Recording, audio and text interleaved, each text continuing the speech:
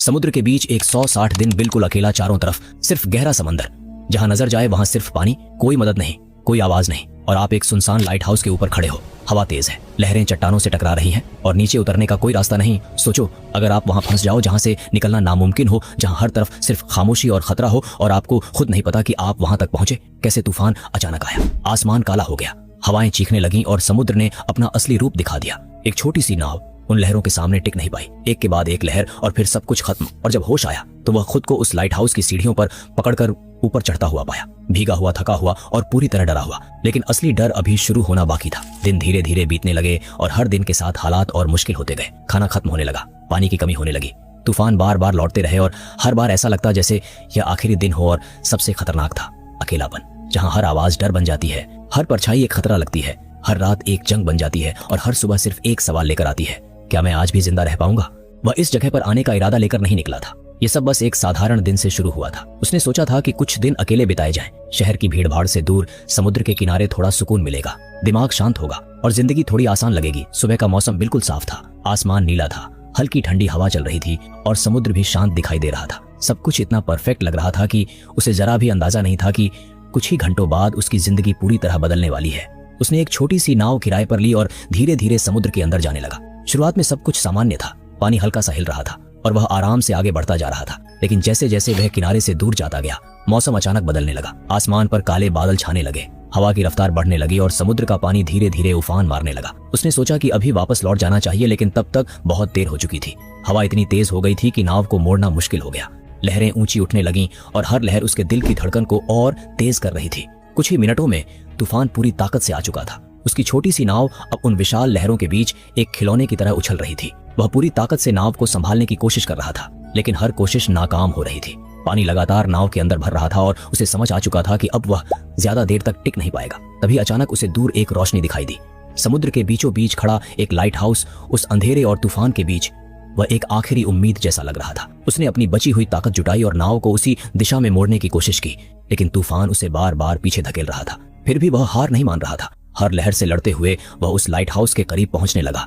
लेकिन तभी एक बहुत बड़ी लहर आई जिसने उसकी नाव को जोर से टक्कर मारी। नाव पूरी तरह असंतुलित हो गई और अगले ही पल वह पानी में गिर पड़ा। चारों तरफ सिर्फ पानी ही पानी था। हवा इतनी तेज थी कि सांस लेना मुश्किल हो रहा था और लहरें उसे बार बार नीचे खींच रही थीं। उसने पूरी ताकत लगाकर तैरना शुरू किया और किसी तरह उस चट्टान तक पहुंचा जहां लाइट हाउस खड़ा था। वहां पहुंचना ही एक जंग जीतने जैसा था, लेकिन असली जंग अभी बाकी थी। उसने कांपते हाथों से लोहे की सीढ़ी को पकड़ा और ऊपर चढ़ना शुरू किया। हर कदम पर ऐसा लग रहा था कि वह गिर जाएगा। उसके हाथ फिसल रहे थे, शरीर पूरी तरह भीग चुका था और ठंड उसके शरीर को सुन्न कर रही थी। लेकिन उसके पास कोई दूसरा रास्ता नहीं था। वह चढ़ता गया और आखिरकार ऊपर पहुंच गया। जैसे ही उसने ऊपर कदम रखा, उसने पीछे मुड़कर देखा और उसी पल उसकी सांसें थम गईं। उसकी नाव एक और विशाल लहर में टूटकर पूरी तरह समुद्र में गायब हो चुकी थी। अब उसके पास वापस जाने का कोई रास्ता नहीं था, न कोई नाव, न कोई सहारा, सिर्फ वह था और चारों तरफ अनंत समुद्र। उस पल उसे एहसास हुआ कि यह सिर्फ एक हादसा नहीं है, बल्कि अब यह उसकी जिंदगी की सबसे बड़ी परीक्षा बनने वाली है। वह उस लाइट हाउस के ऊपर खड़ा था, भीगा हुआ, थका हुआ, डरा हुआ और पूरी तरह अकेला। और उसे यह नहीं पता था कि यह अकेलापन कुछ घंटों का नहीं, बल्कि 160 दिनों का होने वाला है। नीचे खतरनाक चट्टानें थीं, जिन पर टकराती लहरें हर सेकंड मौत का एहसास करवा रही थीं। और ऊपर यह पुराना सुनसान लाइट हाउस, जो अब उसका एकमात्र सहारा था। उसने नीचे उतरने की कोशिश के बारे में सोचा भी, लेकिन जैसे ही उसने नीचे झांका, उसे साफ दिख गया कि वहां जाना मतलब सीधे मौत को गले लगाना है। लहरें इतनी तेज थीं कि एक सेकंड में इंसान को अपने साथ खींच ले जाए। तूफान धीरे धीरे शांत हो चुका था, लेकिन उसके अंदर का डर अब और गहरा हो गया था। वह धीरे धीरे लाइट हाउस के अंदर गया। उम्मीद थी कि शायद उसे अंदर कुछ मदद मिल जाए, शायद कोई रेडियो हो, कोई खाना हो, कोई पानी का इंतजाम हो। लेकिन जैसे ही उसने अंदर कदम रखा, उसे सिर्फ सन्नाटा मिला। पुरानी जंग लगी, सीढ़ियां, टूटी दीवारें और हर तरफ धूल जैसे यह जगह सालों से खाली पड़ी हो। उसने एक एक कमरा खोला, हर कोने को देखा, लेकिन हर जगह वही खालीपन, वही खामोशी थी। कुछ पुराने डिब्बे पड़े थे, कुछ बेकार औजार, लेकिन ऐसा कुछ नहीं था जिससे वह तुरंत अपनी मदद कर सके। अब असली डर शुरू हुआ। जैसे जैसे शाम होने लगी, आसमान का रंग बदलने लगा और धीरे धीरे अंधेरा छा गया। रात होते ही पूरा समुद्र काले अंधेरे में बदल गया। हवा की आवाज लाइट हाउस से टकराकर एक अजीब सी गूंज पैदा कर रही थी। हर आवाज उसे चौंका रही थी। उसे ऐसा लग रहा था जैसे कोई उसके आसपास घूम रहा हो, जैसे कोई उसे देख रहा हो, लेकिन असल में वहां कोई नहीं था।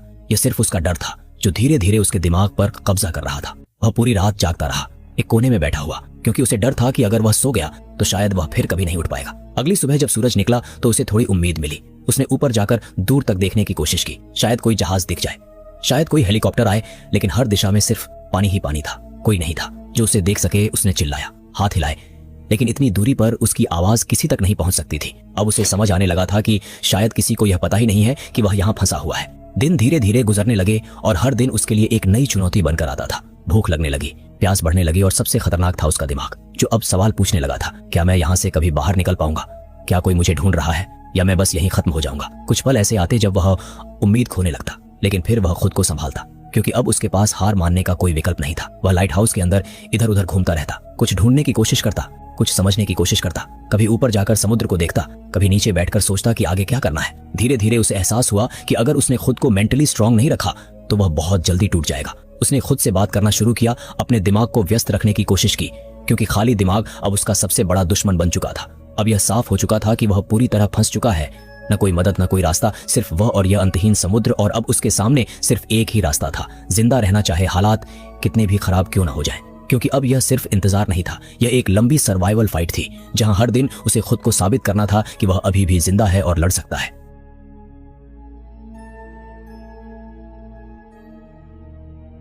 अब शुरू होती है उसकी जिंदगी की सबसे कठिन परीक्षा, सर्वाइवल।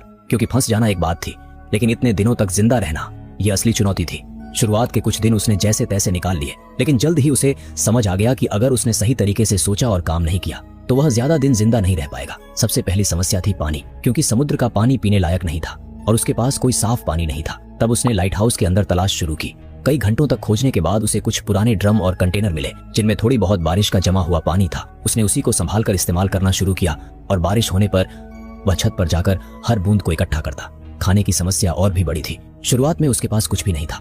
फिर उसने समुद्र की तरफ ध्यान दिया। उसने एक तरीका निकाला। टूटे हुए लोहे के टुकड़ों और रस्सियों से उसने एक साधारण सा फिशिंग टूल बनाया और घंटों बैठकर मछलियां पकड़ने की कोशिश करता। कई बार उसे कुछ नहीं मिलता, लेकिन कभी कभी उसे छोटी मछलियां मिल जाती, जिन्हें वह कच्चा या हल्का सा पकाकर खाता। यह स्वाद के लिए नहीं, बल्कि सिर्फ जिंदा रहने के लिए था।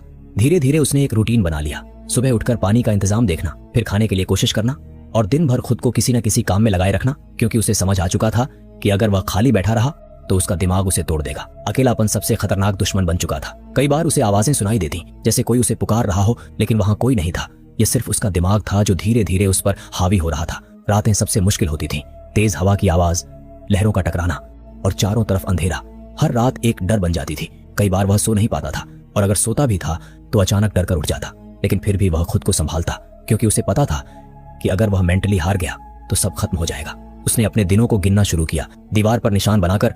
हर एक दिन एक जीत था। हर एक दिन यह साबित करता था कि वह अभी भी जिंदा है। कई बार उसका शरीर जवाब देने लगता, कमजोरी महसूस होती, लेकिन फिर भी वह खुद को खड़ा करता, क्योंकि अब उसके पास एक ही लक्ष्य था, सरवाइव करना। धीरे धीरे उसने लाइट हाउस को ही अपना घर बना लिया। हर कोने को समझ, हर चीज का इस्तेमाल करना सीख लिया। बारिश का पानी जमा करना, मछलियां पकड़ना, खुद को गर्म रखना और सबसे जरूरी, अपने दिमाग को टूटने से बचाना। समुद्र के बीच पूरी तरह अकेला, बिना किसी मदद के, वह हर दिन मौत से लड़ रहा था और हर दिन खुद को बचा रहा था, क्योंकि अब यह सिर्फ जिंदा रहने की कोशिश नहीं थी, यह एक जंग थी जिसमें हारने का मतलब सिर्फ एक था, अंत। दिन गुजरते गए और वह 160 दिनों की उस लंबी और खामोश लड़ाई को लड़ता रहा। लेकिन फिर एक सुबह सब कुछ बदल गया। वह हमेशा की तरह लाइट हाउस के ऊपर खड़ा होकर दूर तक देख रहा था। उसकी आंखों में अब उम्मीद बहुत कम बची थी, क्योंकि इतने दिनों तक किसी ने उसे नहीं ढूंढा था। लेकिन उसी दिन उसे दूर समुद्र के बीच एक छोटा सा धब्बा दिखाई दिया। पहले उसे लगा कि यह उसका भ्रम है, क्योंकि कई बार उसका दिमाग उसे धोखा दे चुका था। लेकिन जैसे जैसे वह चीज धीरे धीरे साफ होने लगी, उसका दिल तेज धड़कने लगा। वह एक जहाज था, असली जहाज। उसके अंदर एक साथ डर और उम्मीद दोनों जाग गए, क्योंकि अगर यह मौका चला गया तो शायद फिर कभी कोई नहीं आएगा। वह तुरंत नीचे भागा, जो भी उसके पास था उसे उठाया, कुछ पुराने कपड़े और सामान इकट्ठा किया और उन्हें जलाने की कोशिश की ताकि धुआं उठ सके। फिर वह भागकर ऊपर आया और पूरी ताकत से हाथ हिलाने लगा, चिल्लाने लगा। उसकी आवाज लहरों और हवा में खो रही थी, लेकिन इस बार वह रुकने वाला नहीं था। यह उसका आखिरी मौका था। कुछ मिनट ऐसे लगे जैसे समय रुक गया हो। जहाज धीरे धीरे आगे बढ़ रहा था और एक पल के लिए ऐसा लगा कि शायद उन्होंने उसे नहीं देखा। तभी अचानक जहाज की दिशा हल्की सी बदली और उसी पल उसके अंदर उम्मीद की एक तेज लहर दौड़ गई। उसने और जोर से इशारे करने शुरू कर दिए। अब जहाज साफ तौर पर उसकी तरफ आ रहा था। कुछ ही देर में रेस्क्यू टीम छोटी बोट लेकर उसके पास पहुंची। जैसे ही वे लाइट हाउस के नीचे पहुंचे, उन्होंने ऊपर देखा और उसे आवाज दी। वह कांपते हुए नीचे उतरने लगा। उसके पैर कमजोर हो चुके थे, शरीर थक चुका था, लेकिन फिर भी वह किसी तरह नीचे पहुंचा और जैसे ही वह उस बोट पर चढ़ा, उसने गहरी सांस ली। जैसे 160 दिनों के बाद पहली बार उसने खुद को जिंदा महसूस किया। रेस्क्यू टीम ने उसे संभाला, उसे पानी दिया, उसे बैठाया और जब उसने पीछे मुड़कर उस लाइट हाउस को देखा तो उसकी आंखों में आंसू आ गए। वह जगह जिसने उसे जिंदा रखा, वही उसकी सबसे बड़ी कैद भी थी। जब वह जहाज पर पहुंचा तो लोग उसे देखकर हैरान थे। कोई यकीन नहीं कर पा रहा था कि कोई इंसान इतने लंबे समय तक अकेले इस तरह जिंदा रह सकता है। उसका शरीर कमजोर था, लेकिन उसकी हिम्मत अभी भी जिंदा थी। 160 दिन बाद वह आखिरकार वापस इंसानों के बीच था, वापस रोशनी में, वापस जिंदगी में। और उस पल उसने महसूस किया कि उसने सिर्फ जिंदा रहकर ही नहीं, बल्कि खुद को हराकर इस लड़ाई को जीता है। यह सिर्फ एक रेस्क्यू नहीं था, यह इंसानी हिम्मत, उम्मीद और जिंदा रहने की सबसे बड़ी कहानी थी।